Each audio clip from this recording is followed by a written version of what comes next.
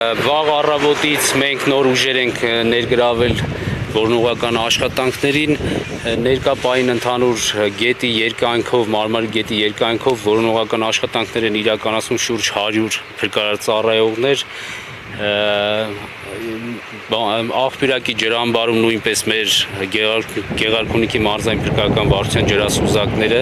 եւ հատուկ նշանակության փրկարարծառայության ջոկատի փրկարարծառայողները մոտորանավակներով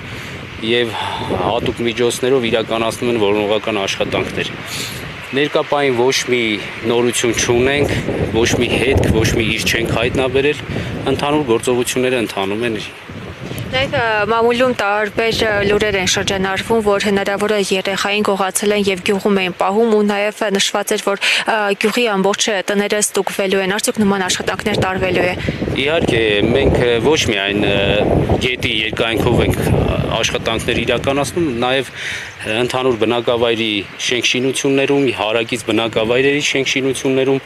ներկապային ոչ մի արդյունք չունենք, բայց շարունակվում են աշխատանքները։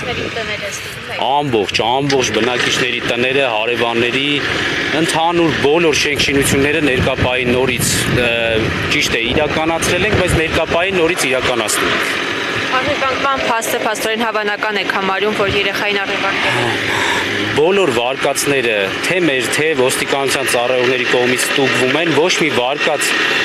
մեր աչքից չի վերիպում, մենք բոլոր վարկածների հետևից գնում ենք, ուսումնասիրում ենք, տեսնենք ինչքանով է իրականությանը համապատասխանում։